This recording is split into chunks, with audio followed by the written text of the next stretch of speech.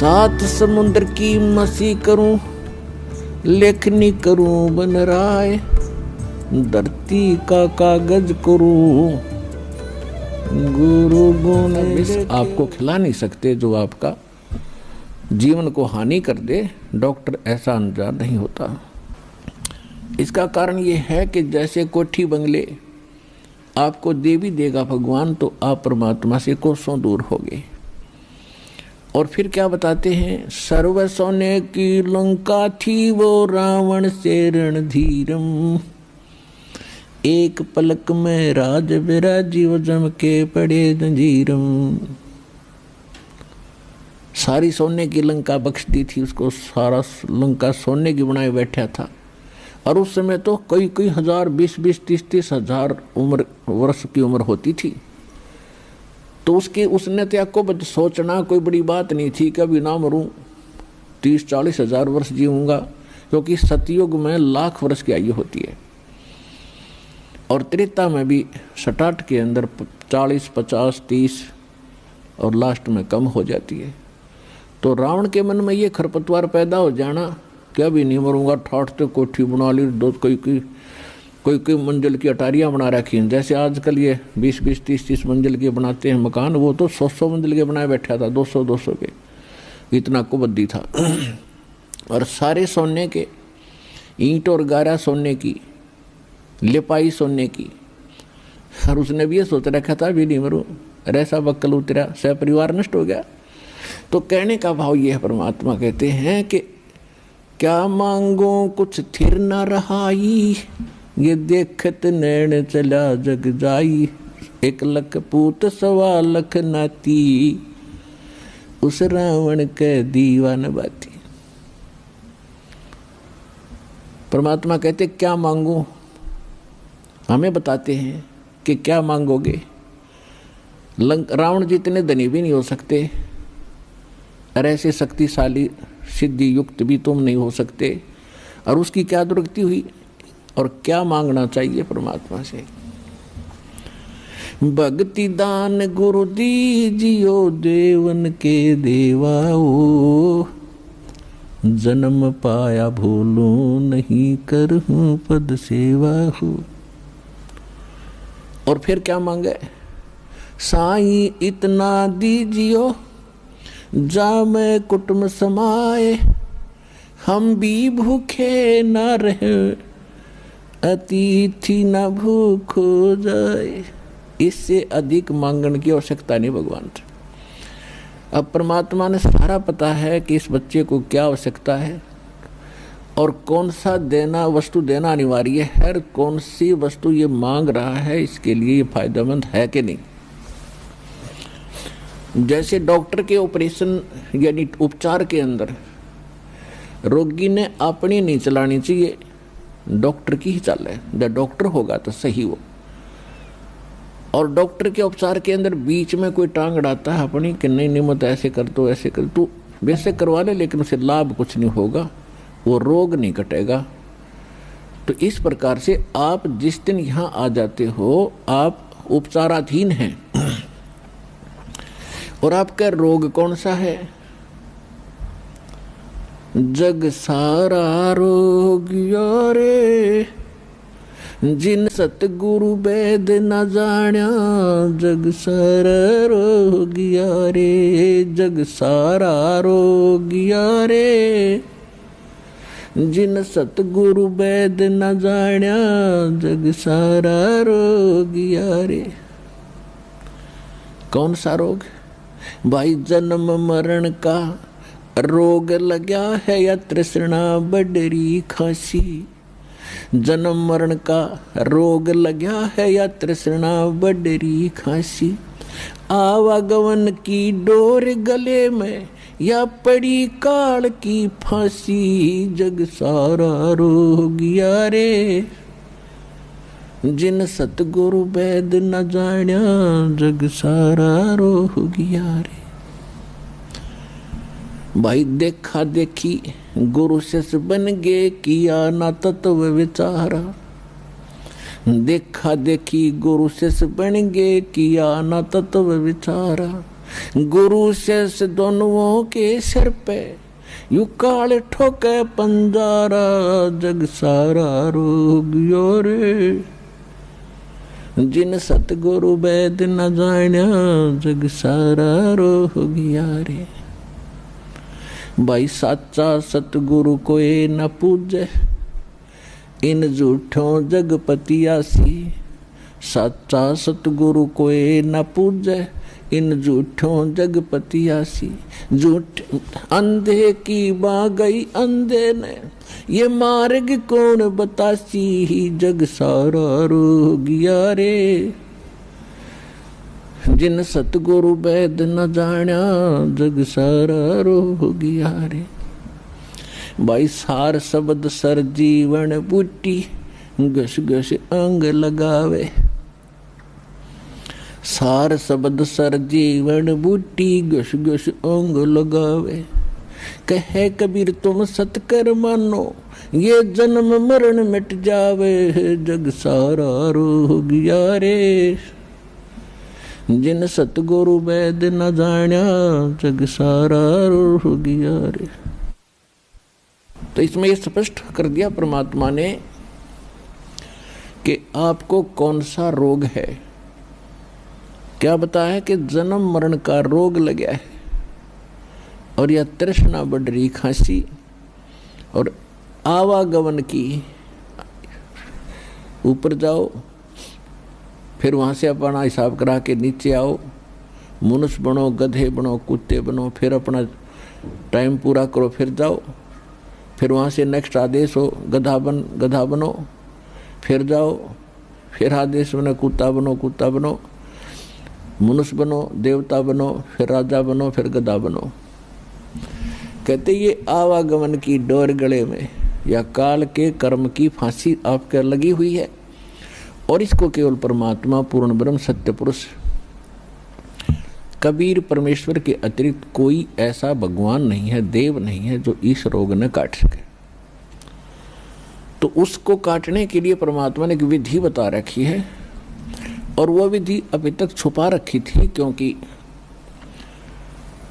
परमात्मा का और काल का एक प्रोमिस हुआ था, अनुबंध हुआ था। इस काल ने कहा था कि 3 युगों में, सतयुग त्रेता द्वापर में, हे परमात्मा आप थोड़े जीव निकालना, और चौथे युग कलयुग में आप कितने ही ले जाना। काल को पता था कि कलयुग में इनकी पिछली बैटरी कति डाउन हो जाएगी, पुण्य कर्म कति खत्म हो जाएंगे। सतयुग त्रेता द्वापर में, सतयुग त्रेता द्वापर के अंदर आप रहे हैं, और वो कौन सी आत्मा है जो सतयुग त्रेता द्वापर में, सतयुग से शुरू होती है मानव शरीर प्राप्त करके। वो आत्माएं होती हैं जो कभी इस कलयुग के इस समय में, जो आज आपको टाइम मिला है, ये बिचली पीढ़ी का समय यानी मध्य का समय है कलयुग का, इस सत्य भक्ति का। प्रथम चरण तो कलयुग का था, परमात्मा आए थे, सहस्रीर आए थे, सहस्रीर कबीर परमेश्वर चले गए थे मगर से। अब ये बिचली पीढ़ी है जो अब स्टार्ट हुई, इसमें कंप्लीट कोर्स है भक्ति का, और निरसंशय है, कोई डाउट नहीं, सब प्रमाणित है। अब जो भक्ति करेंगे वो पार हो जाएंगे, मर्यादा में रहेंगे अंतिम सांस तक, वो तो सतलोक चले जाएंगे। फिर क्या होगा, 1000 वर्ष के बाद इस भक्ति में बहुत से ऐसे नालायक काल के दूत घुसेंगे, वो धीरे धीरे इनकी भक्ति खराब करवाना शुरू करेंगे। और उस समय जो सच भक्ति जितने समय वो कर चुके, और उसके बाद मार्ग दिशा बदल ली, उनके साथ क्या बनेगी कि जैसे पुण्यात्माओं एक श्वास के मंत्र का जो इस दास से प्राप्त करके आप एक श्वास भी मंत्र का ले लेते हो सतनाम का, वैसे तो प्रथम मंत्र से ही आपकी गजब की कमाई शुरू हो जाती है, बहुत ज़्यादा बन जाती है। और यदि सतनाम का मंत्र भी आपने 1 साल 2 साल 3 साल 4 वर्ष कर लिया और सारनाम ना भी मिला, तो भी आपकी ढेर सारी कमाई बन जाती है। और फिर काल क्या करेगा, क्योंकि आपके पुण्य तो वो देगा, उसने तो ऊपर होटल बना रखे हैं, स्वर्ग महास्वर्ग, महास्वर्ग में और ज़्यादा टैक्स है देता है वो आपसे, आपके पुण्यों से, कहीं 20%, कहीं 25%, कहीं पर 10%, ऐसे उसने अपने टैक्स लगा रखे। और जो खर्चा आप खाते हो वो अलग है, वो तो आपकी ही पूंजी से होगा। तो आपको स्वर्ग महास्वर्ग में रख देता है और वहाँ आपके पुण्य आपके साथ होते हैं। जब महास्वर्ग के अंदर आपके पुण्य खत्म हुए उसके बाद स्वर्ग में ले आता है, नीचे एक अलग से एक स्वर्ग है, उस महास्वर्ग से अन्य जो कॉमन स्वर्ग है, उसमें भी जब आपके पुण्य खत्म हो जाते हैं फिर आपको पृथ्वी पर डाल देता है। तो वो पुण्यात्मा इतना समय वहाँ रहती हैं स्वर्ग में, महास्वर्ग में, फिर उनको सतयुग में प्रारंभ में जन्म देता है। इस भक्ति युग में की हुई भक्ति उनकी इतनी प्रबल हो जाती है कि फिर वो सतयुग में प्रथम जन्म लेते हैं। उनकी फिर भी इतनी भक्ति होती है क्योंकि सतयुग में लाखों वर्ष का जीवन होता है, एक का जीवन पूरा करते इतने युग, 1-2 जीवन में वो सतयुग पूरा हो जाता है। फिर त्रेता में आते हो आप वही हो जो पहले भक्ति लगे थे, लेकिन आप फिसल गए, आप रिपट गए, विचलित हो गए किसी कारण से। और परमात्मा का विधान है, जो जन मेरी शरण है ताका हूँ मैं दास, और गेल गेल लाग्या फिरूं जब तक धरती आकाश। एक बार इस सच्चे नाम से आज कोई जुड़ जाएगा, आज उसने नाम ले लिया, कितना रोगी है और चाहे उसकी कल मृत्यु हो जा, नाम लेते भी हो जा, तो अभी परमात्मा अपने बही में लिख लेगा उस आत्मा को कि मेरी होगी भी। अपने आत्माओं हमने असंख्य जन्म बर्बाद कर दिए, असंख्य जन्म मनुष्य के खो चुके हो आप। ये पहला शरीर नहीं जागा जो आज आपका जाने वाला है, मान ले कभी भी। ये तो असंख्य बर्बाद हो लिए, तो कपड़े हैं, कुर्ते पजामे हैं, तो आपकी ये शरीर बॉडी ऊपर का। और इस नाम के लेते ही आपके कई सैकड़ों कुर्ते पजामे खूटियां व अलमारी में रख दिए जाते हैं।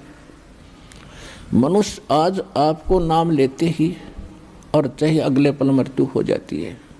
वैसे तो ऐसा नहीं होगा, जो सच्चे दिल से आते हैं उनको राहत मिलती है, उनका मनुष्य जीवन एक्सटेंड होता है, आयु भी बढ़ाता है परमात्मा। एक उदाहरण के लिए कहते हैं कि जो अविश्वास रूप में भी आकर नाम ले लिया, अब देखेंगे किसी के कहने से आते हैं रोगी बहुत से, तो देख लेते हैं एक बार चल कर, तो वो उनको भगवान वैसे उसको एक्सटेंड नहीं करेगा, उनका पता है कि इसको मैंने जीवन भी दे दिया, यो आगे फिर वो बकवाद करेगा। तो परमात्मा ने तो अपनी आत्मा देखनी है कि इसका उद्धार क्यों कर होगा।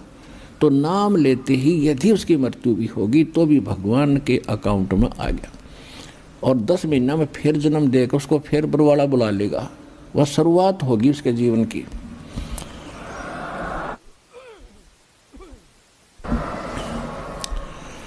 तो यहाँ आने वाले व्यक्ति को हानि कति नहीं है, और कति ज्ञान सुनकर समर्पित होकर आओगे तो आपकी कैंसर का बाप भी ठीक हो जा।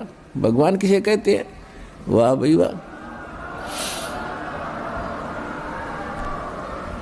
यहाँ पर कम से कम लाखों भक्तों के कैंसर तक के रोग ठीक हो चुके, जिन्होंने समर्पित भाव से परमात्मा पर विश्वास करके नाम लिया और मर्यादा निभाई। क्योंकि दुखी आदमी मर्यादा खूब निभाता है, सुखी तक गड़बड़ कर देता है, समाज को गणा देकर उसने तो अपनी जान दिखाई देती है, तो उस पर जल्दी राजी हो है भगवान, जल्दी प्रसन्न होता है, उसका जीवन भी बढ़ावेगा और उसको रोग से मुक्त भी करेगा। लेकिन करेगा अपने हिसाब से, उसकी नीत देख के कि आगे कहीं और गड़बड़ ना कर देइयो। तो कहने का भाव है, जो प्रसंग हमारा उसी पढ़ाते हैं। तो परमात्मा से जो हम मांगते हैं वो यही मांगनी चाहिए कि साईं इतना दीजिए जा मैं कुटुंब सुमावे, हम भी भूखे ना रहें और अतिथि न भूखा जावे। तो यहाँ आने वाले भक्त को लगभग 80% व्यक्ति जो हैं ये दुखी आते हैं, और उनके लिए वो दुख एक वरदान बनेगा, एक वरदान सिद्ध होगा उसके लिए। तो आपके लिए प्रार्थना है कि परमात्मा पर विश्वास रखना और कुछ समय देना भगवान को, और दूसरी बात यह है कि आज जो प्रसंग चल रहा है कि लाखों वर्ष सतयुग में आपने लाख वर्ष का जीवन भी प्राप्त हुआ और वो भी थोड़ा लग गया, मरने लगे जब ने सोची और भी भगवान थोड़ा सा समय दे दे। त्रेता में हजारों वर्ष का रहा,